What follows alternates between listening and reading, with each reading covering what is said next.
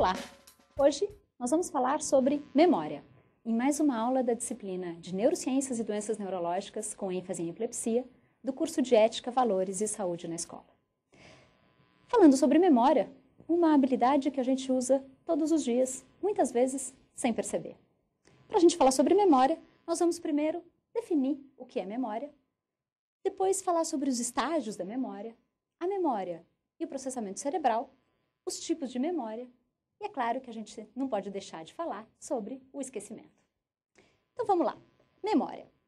Como definição, a memória é a aquisição, formação, conservação e evocação de informações. A memória é a persistência do aprendizado num estado que a gente pode evidenciar posteriormente. Então a gente aprende, memoriza e depois a gente vai evidenciar isso. Como a gente falou na nossa aula sobre aprendizagem, memória e aprendizagem estão intimamente interrelacionadas. E é muito difícil a gente separar uma habilidade da outra. Para que a gente memorize, existem alguns estágios de memória. O primeiro estágio é a codificação. O que é a codificação? É o processamento da nova informação a ser armazenada. Esse processo ele tem dois subestágios, vamos dizer assim. O primeiro é a aquisição. É para registrar as informações nos arquivos sensoriais. Logo depois, nós temos a consolidação, que cria uma representação da informação através do tempo. No primeiro, a gente codifica essa mensagem, essa informação recebida. Depois, a gente armazena, que isso é o resultado da aquisição e da consolidação. Então, para que serve isso? Para criar e para manter um registro permanente na nossa memória. E depois a gente evoca. A gente utiliza uma informação armazenada para executar um comportamento, para mostrar uma habilidade, para lembrar alguma informação, né? Então, a gente, depois do primeiro estágio, nós temos o armazenamento para depois ter a evocação. As memórias, elas são sempre modeladas por vários fatores. O primeiro deles é pelas emoções, né? Dependendo do estado emocional que a pessoa se encontra, ela pode memorizar mais fácil, ou lembrar-se mais fácil das coisas. Então, as emoções elas estão muito ligadas na evocação das memórias. O nível de consciência também, e os estados de ânimo, né? Dependendo de tudo isso, nós podemos memorizar com mais facilidade e depois também, no processo de evocação, evocar com mais facilidade ou não. Na questão de neurociências, na questão de aonde fica a memória, como é que acontece a memória a nível cerebral, a memória é um processo neuronal. Ela é resultante de mudanças na força das interações sinápticas entre os neurônios das redes neurais. Então, como vocês já viram nas aulas anteriores, vocês já viram o que é um neurônio, como que esses neurônios se interagem, se comunicam. Então, vocês sabem exatamente que existem as interações sinápticas. Então, mudanças na força dessas interações nessas redes neurais, com essas mudanças, acontece o processo da memória. E se a gente for falar em regiões responsáveis pela memória, existem várias regiões, e como você também já ouviu nas outras aulas, não existe uma função, uma questão pura, né? um lugar específico certinho, existe uma complexidade de interações. Mas se a gente for falar em localização, nós falamos que a memória está localizada no hipocampo, na amígdala e no córtex frontal. Certo? São as três principais regiões do processamento da memória. Quais são os tipos de memória? Nós podemos classificar a memória em 5 tipos, de acordo com a função, com o conteúdo, com o tempo de retenção, com o tipo de informação e com o nível de consciência. Então, vamos agora ver cada um desses tipos de memória. Segundo a função, a memória de trabalho, né? Essa função é memória de trabalho. Ela gerencia a realidade, ela não produz arquivos, ela é imediata. É para o dia a dia, é o que a gente precisa imediatamente. Então, é uma breve conservação da informação que você tem por um tempo até você usá-la. Então, por exemplo, você se lembra do número de telefone de alguém até fazer a ligação. Depois que você faz, você esquece. Ela não precisa entrar em armazenamento por longos períodos. De acordo com o conteúdo, nós temos a memória declarativa, que registram fatos. Esses fatos, eles podem ser episódicos ou semânticos. Episódicos quando são fatos, quando são eventos que a gente assiste, que a gente participa. E semânticos são conhecimentos gerais, qualquer tipo de conhecimento que a gente vai que a gente vai memorizar. E a memória processual é uma memória de capacidades, de habilidades motoras e sensoriais. Então, eles são adquiridos de uma maneira implícita, sem que o sujeito perceba que está aprendendo, que está memorizando. Então, alguns exemplos é andar de bicicleta, saltar, nadar, correr, são coisas que estão na memória, mas que está tudo implícito, né? De acordo com o tempo de retenção, nós temos 3 subtipos desse tempo de retenção. Nós temos a memória sensorial, a curto prazo e a longo prazo. A sensorial é uma fração de segundos. Ela dura 0,2, 0,25 milésimos de segundo. A memória a curto prazo tem uma utilização imediata, 20 a 30 segundos. E a memória a longo prazo é uma informação mais resistente, mais duradoura, né? Depende da motivação, do interesse, da repetição de informações, da duração e de capacidade infinitas e limitadas, né? Qualquer tipo de informação pode ir para a memória a longo prazo, dependendo desses fatores. Para ficar mais claro, a gente tem esse esquema, né? Esse diagrama da memória. Como que é feito isso? Então, a gente recebe uma informação. Então, nós temos os sistemas sensoriais de memória. A gente recebe, é rapidinho. A pessoa presta atenção na informação. Se ela não presta atenção na informação, a informação se perde após uma fração de segundo. Se a pessoa presta a informação, ela entra naquela memória a curto prazo. Se essa informação for processada mesmo, ela entra na memória a longo prazo. Se ela tiver um processamento mais ou menos, ela sai daqui, ó, mas ela é mantida na memória durante esse médio prazo. Agora, se ela não tem processamento, ela se perde depois de 15 segundos. Se ela vai para a memória a longo prazo, essa informação ela é consolidada, né?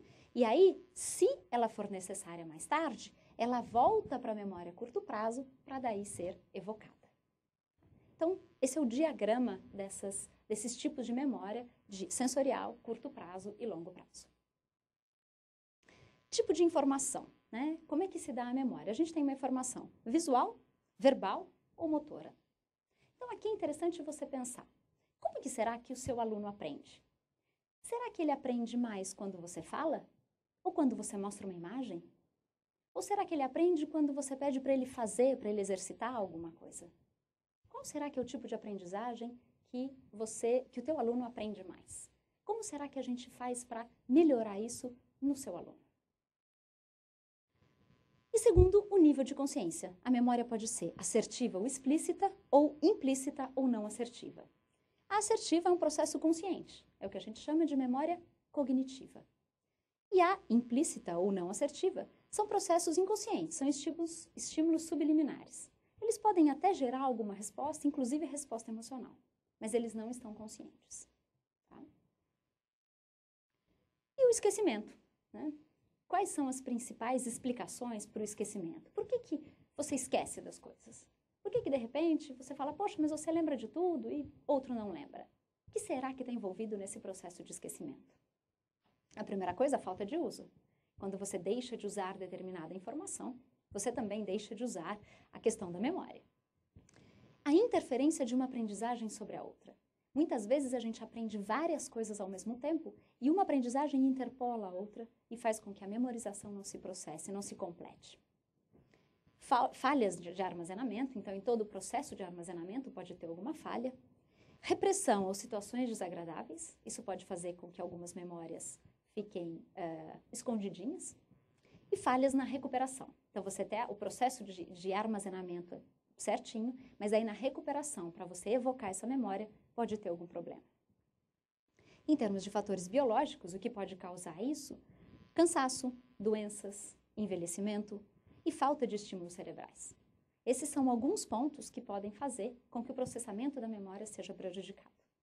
E no sentido de fatores psicológicos, a gente tem falhas durante a codificação que principalmente se devem à desatenção, né?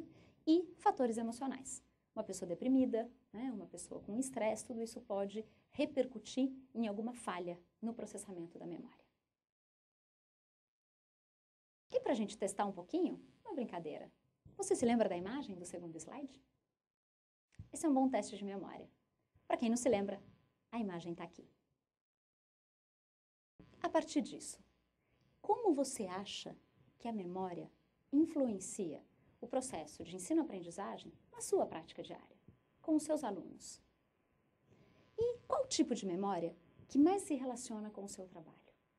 Lembra aquela pergunta, né? Qual tipo de memória que você acha que os teus alunos aprendem mais? Qual que você pode enfatizar com um pouquinho mais de força? Pensa um pouquinho nisso. E com isso, assista agora a entrevista com o Dr. Baltazar, da Faculdade de Ciências Médicas da Unicamp, que vai falar um pouquinho sobre a memória. As pessoas entendem memória como só lembrança de fatos. Isso é uma parte interessante, mas não é tudo da memória. Uma das coisas mais interessantes desse tipo de memória, de lembrar de fatos, é que nós procedemos a uma viagem mental no tempo. E somos capazes de reexperienciar fenômenos ou fatos, principalmente os que foram mais relevantes para a nossa história pessoal, e somos capazes de lembrá-los posteriormente. Porém, esse tipo de memória, que é a evocação ou lembrança consciente de fatos e fenômenos, é apenas um dos tipos de memória, que é a memória episódica. Talvez seja a memória mais estudada, seja a memória mais afetada, talvez, em determinadas, mais comumente afetadas em doenças cerebrais, porém há outros tipos de memórias, e essas memórias ter várias formas de poder ser divididas. Como, por exemplo, durante o tempo em que a memória é exigida, memórias de curta duração e de longa duração. De forma mais interessante, eu acredito, se pode subdividir a memória se a lembrança é consciente ou inconsciente. Por exemplo, a lembrança consciente de fatos ocorridos com a própria pessoa é chamada de memória episódica. A lembrança consciente de conhecimento de coisas do mundo é chamada de memória semântica. Por exemplo, se lembrar de que Paris é a capital da França. Isso é uma memória de conhecimento, uma memória semântica. Porém, há outros tipos de memória que não exigem a evocação ou a lembrança consciente das coisas. Como, por exemplo, um exemplo disso é a memória de procedimento, que é uma memória implícita, ou seja, que não exige necessariamente a lembrança consciente de cada parte do que você tem que fazer para executar uma tarefa. Um exemplo disso, por exemplo, é dirigir um automóvel ou andar de bicicleta. Você não precisa lembrar a cada momento que é preciso colocar a segunda marcha, agora eu tenho que trocar de pé, agora eu tenho que... Enfim, é uma memória do corpo, uma memória que já está automatizada. Cada subtipo desses de memória é processada por redes neuronais próximas que se interligam, mas diferentes, de certa forma. A memória episódica, que é o tipo de memória mais estudada, e quase qualquer outra função cognitiva exige que essas várias redes neuronais se interliguem e interajam a fim de proceder uma operação mental complexa. Por exemplo, uma memória do que ocorreu a semana passada. Você tem informações visuais desse tipo de memória, você tem informações auditivas, você tem informações táteis, você tem informação simbólica do que representou a memória, do que você fez semana passada ou não. Enfim, são várias regiões cerebrais envolvidas na memória humana. Agora que você assistiu ao vídeo com o Dr. Baltazar, que falou um pouquinho sobre os tipos de memória e como fazer para melhorar a sua memória, a memória dos seus alunos, a memória de uma maneira geral, eu gostaria que você fosse nos textos de apoio para aprofundar um pouquinho mais sobre esse assunto e até a próxima aula. Obrigada!